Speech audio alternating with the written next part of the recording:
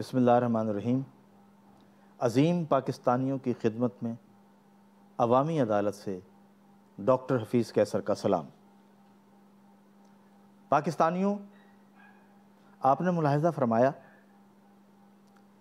کہ تیزی سے پاکستان کی سیاست میں کیسے تبدیلیاں رونما ہو رہی ہیں۔ ہر چہرہ، ہر گروہ، ہر جماعت بے نقاب ہو رہی ہے، اور لطف کی بات یہ ہے کہ یہ لڑائی عوام کے لیے نہیں ہو رہی، اقتدار کی لڑائی ہے۔ تاریخ ایسے واقعات سے بھری پڑی ہے۔ آج ہم جس موضوع پر آپ کو معلومات فراہم کرنے جا رہے ہیں وہ ہے NRO۔ NRO آپ نے بارہا سنا، لیکن NRO کے مطالب تک پہنچنے کی بہت تھوڑے لوگوں نے کوشش کی۔ انگریزی کا لفظ، انگریزی کے معنوں کی حد تک تو سب کو پتہ ہے، لیکن اس کی کچھ اور الفاظ کے ساتھ تشریح بھی کی گئی ہے، اور وہ تشریح کیا ہے آج ہم نے مختلف سرچ کی تو پتہ یہ چلا کہ ایک تشریح یہ ہے دوست بن کر قومی وسائل کو لوٹنا، یہ بھی NRO کہلاتا ہے۔ 126 دن آپ کو یاد ہے دھرنا ہوا تھا اسلام آباد میں، اور بڑے بڑے دعووں کے ساتھ وہ دھرنا ہوا تھا۔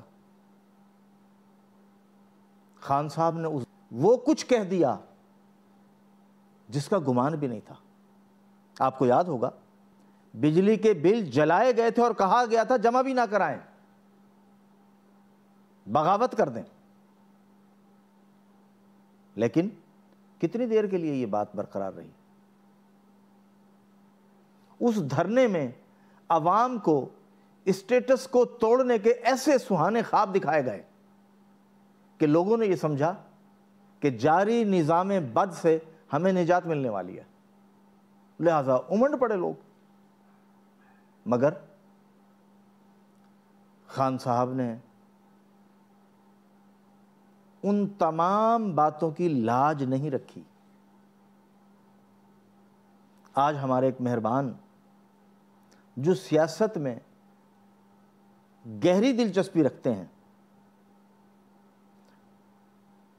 وہ تشریف لائے فیصل آباد سے۔ دھرنے کے ایام میں وہ وہیں ہوا کرتے تھے، اور جب شیلنگ ہوئی، تحریک انصاف کے لوگ بھاگ گئے، تو خان صاحب کے ٹرک کو بچانے والوں میں یہ بھی شامل تھے۔ PhD اسکالر ہیں۔ آج وہ کہنے لگے کہ NRO کے ڈرامے کا پردہ چاک کرنے کا وقت آ گیا ہے۔ چونکہ ہمارے پروگراموں میں سچائی بیان کی جاتی ہے، لہذا اس سچ کو بھی ہمیں ہی ظاہر کرنا چاہیے۔ آپ سب کو یاد ہوگا کہ دھرنے کی انتہا کے ٹائم میں ڈاکٹر طاہر القادری صاحب کو اور عمران خان صاحب کو راول پنڈی کے مرکز میں بلایا گیا تھا۔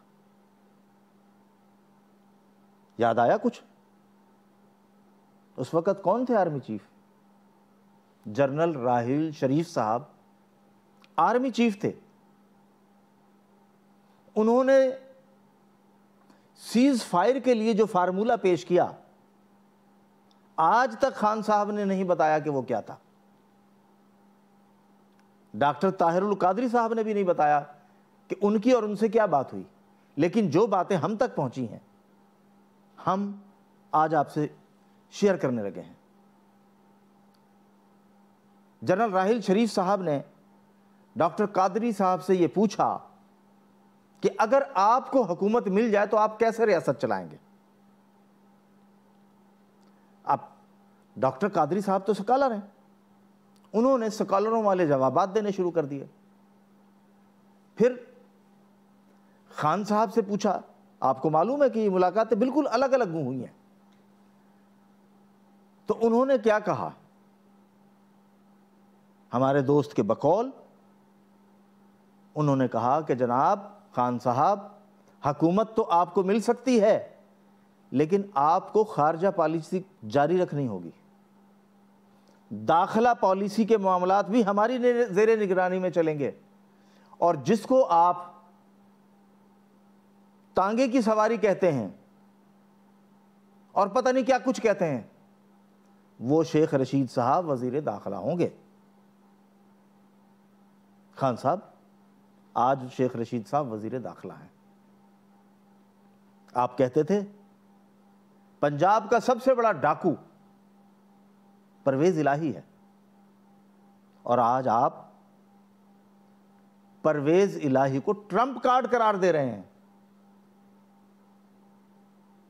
اور میں کتنے بے بس اور مجبور ہیں کہ ہر جماعت کے آگے آپ سرنڈر کرتے چلے جا رہے ہیں۔ کہاں گیا وہ عمران خان جو انقلابی تھا؟ سچ یہ ہے آپ نے پہلا سرنڈر تو 11 کے جلسے کے بعد ہی کر لیا تھا، جب آپ نے پی ٹی آئی کے سنجیدہ مخلص لوگوں کو خیر باد کہہ کر الیکٹیوز کو گود لیا تھا۔ پہلا سرنڈر، سٹیٹس کو توڑنے کے دعوے سے دستبردار ہو کر سٹیٹس کو کا حصہ بننا، دوسرا سرنڈر۔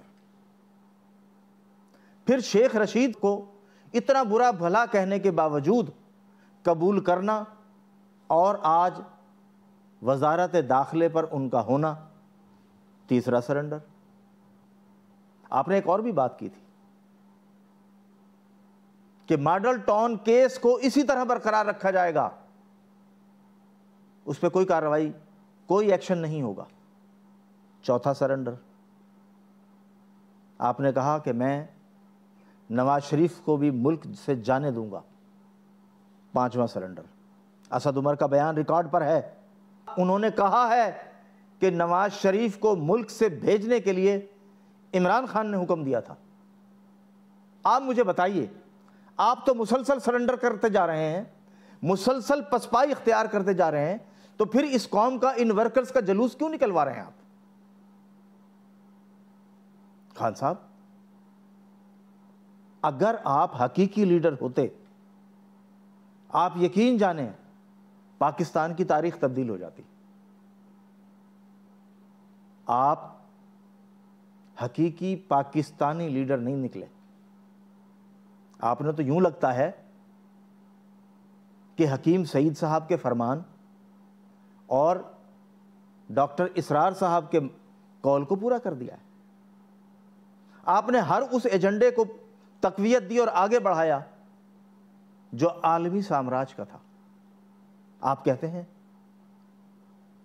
یہ خط مجھے ملا ہے، دھمکی ہے۔ ارے بھائی، آپ کو کون دھمکی دے گا اور آپ کو کیوں دھمکی دے گا؟ آپ نے ابھی تک تو کوئی ایسا کام ہی نہیں کیا جب آپ کو کوئی دھمکی دے۔ دھمکی ملک کے وزیر اعظم کو دینا اتنا آسان نہیں ہے۔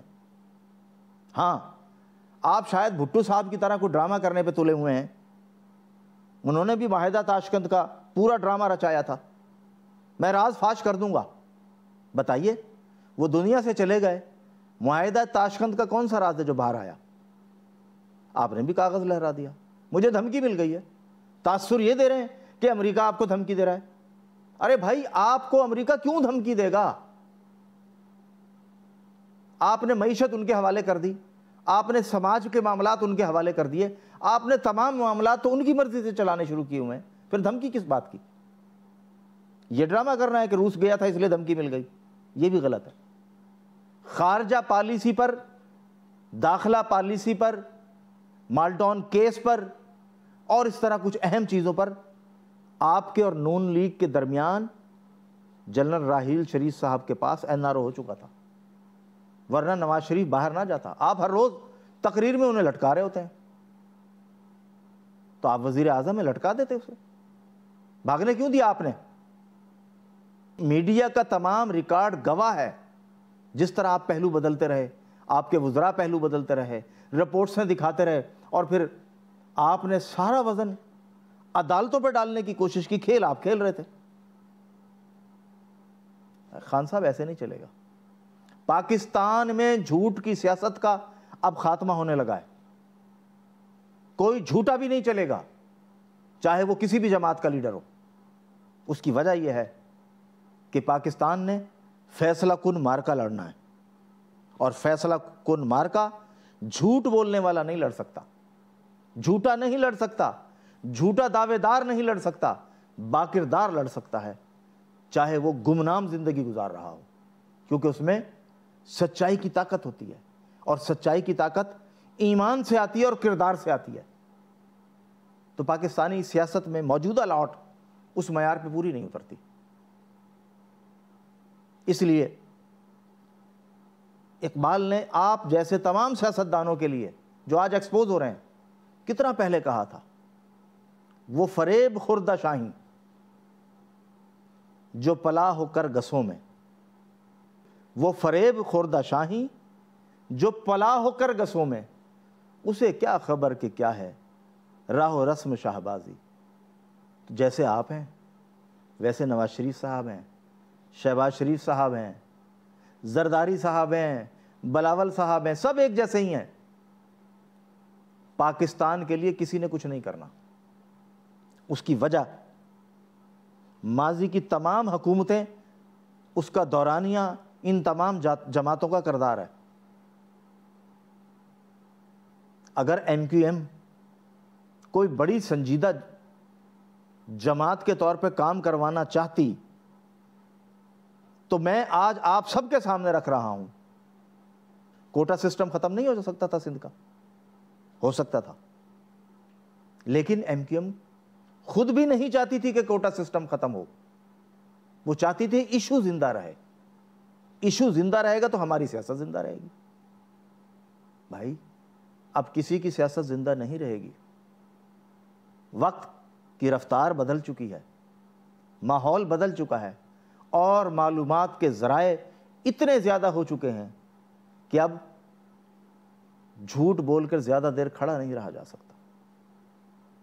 میں پی ٹی آئی کے ان تمام ورکرز سے یہ گزارش کر رہا ہوں کہ آپ جذباتی نعروں کی دنیا سے واپس آ جائیے۔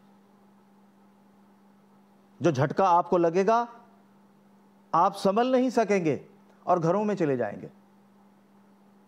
جھٹکے پیپلز پارٹی کے لوگوں کو بھی لگے ہوئے ہیں، وہ بھی چاہتے ہیں کہ کوئی اچھا پلیٹ فارم ملے تو ہم آگے بڑھیں، کیونکہ وہ زر والے زرداری کے ساتھ نہیں چلنا چاہتے، جس کی بھوک زر ختم ہی نہیں ہوتی۔ وہ بھی چاہتے ہیں کہ ہم بہتر راستے پر آ جائیں۔ نون لیگ والوں کو بھی تھوڑا تھوڑا سوچ سمجھ کر بات کرنے کی عادت پڑ رہی ہے۔ اگر نواز شریف صاحب عمران خان سے سمجھوتا نہ کرتے خفیہ تو ملک سے باہر نہ ہوتے۔ باقی تو بیان بازی ہے، فلمی ڈائلاگ ہیں، چاہے آپ مظہر شاہ کی فلم چلا لیں، چاہے آپ سلطان راہی کی فلم چلا لیں، چاہے آپ افضال احمد کی فلم چلا لیں، وہ سارے ڈائلاگ آپ کو پاکستان کی سیاست میں نظر آئیں گے۔ اس لیے آپ ڈائلاگوں کی طرف مت جائیے، حقیقت کی طرف آئیے۔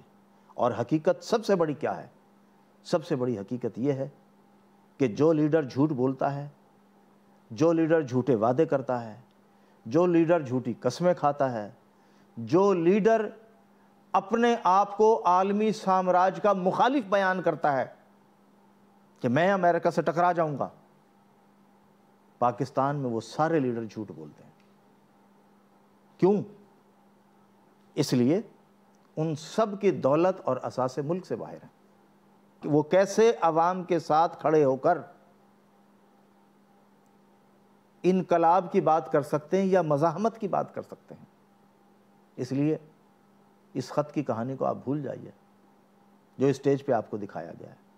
بھائی ایسے ہی کہانیاں ہیں جو ہر دور میں کوئی نہ کوئی جب آخری ٹائم شروع ہوتا ہے تو دکھا دیں شروع کر دیتا ہے کہ اگر مجھے مزید مل جاتا تو میں پتہ نہیں کیا کر دیتا۔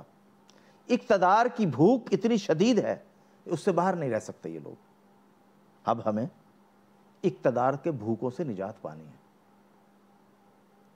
یہ این آر او ہر سٹیپ پر ہو رہا ہے، آپ کو تو جذباتی کر رہے ہیں، این آر او نہیں دوں گا، این آر او، ارے بھائی این آر او تو آپ بہت دن پہلے کر چکے تھے، جب 126 دن کے دھرنے میں تھے این آر او اسی دن ہو گیا تھا۔ لہٰذا گولہ باری جاری تھی تاکہ نون لیگ اپنے ورکروں کو دھوکہ دیتی رہے اور ہمارے تحریک انصاف کے دوستوں کو عمران خان دھوکہ دیتا رہے۔ کبھی آپ نے سنا ہے کہ عدالت سے سزا یافتہ شخص صرف 50 روپے کا اسٹامپ پیپر پہ باہر چلا جائے؟ وہ اس لیے باہر چلا جاتا ہے کہ جب حکومت وقت اس کو باہر جانے کا راستہ دے رہی ہوتی ہے، وہ عدالتوں کو بھی ڈاج دے دیتے ہیں پھر دونوں مل کے فریقین۔ لہٰذا این آر او کے بعد اب آپ کو حقیقی منزل کی طرف جانا ہے۔ اس کی وجہ یہ ہے کہ ہم جس مارکے کی نشاندہی کر رہے ہیں وہ مارکا سر پہ آ رہا ہے، اور اس مارکے کو سر کرنے کے لیے باکردار لیڈرشپ ضروری ہے۔ تو باکردار لیڈرشپ تو عام لوگوں میں سے آئے گی، جو جرأت مند بھی ہوگی اور جو ایمان کی طاقت سے بھی لڑے گی، جو اللہ اور اس کے رسول پر یقین بھی رکھے گی، تبھی وہ آ سکے گی نا۔ اس میں حلیے کا کوئی کام نہیں ہے۔ کوئی سمجھ رہا ہے کہ یہ بہت بڑے حلیے والا آدمی آ کے پتہ نہیں کیا کچھ کر دے گا، کچھ بھی نہیں کرے گا۔ وہ کرے گا جس کا ایمان کا لیول بہت بلند ہو۔ بلکہ ایک صاحب نے مجھے سندھ سے فون پہ کہا کہ کربلا کا جو تشریح ہم نے پچھلے پروگرام میں کی تھی، سچ یہ ہے کہ اس وقت وہی فضا آ چکی ہے۔ لوگوں کے ایمان کا امتحان شروع ہو چکا ہے۔ کون کہاں ہے، کون کہاں نہیں ہے، فیصلہ ہونا ہے۔ دعویٰ تو بے شمار لوگ کرتے ہیں کہ ہم نواسہ رسول سے محبت کرتے ہیں، ہم اہل بیت سے محبت کرتے ہیں، لیکن اہل بیت کی فکر پر کتنے عمل کرنے والے ہیں، اب ان کا ٹیسٹ ہونا ہے۔ جو ٹیسٹ میں پورا اترے گا وہ آگے چلے گا، جو نہیں وہ ختم ہو جائے گا۔ آپ دیکھتے جائیے اور آپ دیکھیں گے کہ یہ چھانٹی اس تیزی سے ہونی ہے۔ جو بندوبست ہو رہا ہے یہ عارضی ہے، اس میں بھی کوئی بڑی تبدیلی نہیں آنی۔ اصل تبدیلی کی طرف آپ نے جانا ہے، اور وہ تبدیلی وہ ہوگی جو انشاءاللہ پاکستان کو عالمی سطح پر تسلیم کرائے گی۔ وہ نہ بزدل ہوں گے، نہ سمجھوتا کرنے والے ہوں گے، اور نہ غلامی کا پٹا گلے میں ڈالے ہوئے ہوں گے جیسے کہ یہ سب لیڈر ڈالے ہوئے ہیں۔ جن کو خوش فہمی ہے ان کی خوش فہمی نکل جائے گی۔ اے موج بلا، ان کو بھی ذرا دو چار تھپیڑے ہلکے سے، اے موج بلا ان کو بھی ذرا دو چار تھپیڑے ہلکے سے، کچھ لوگ ابھی تک ساحل پر طوفان کا نظارہ کرتے ہیں اور طوفان آ کے رہے گا۔ بہت شکریہ۔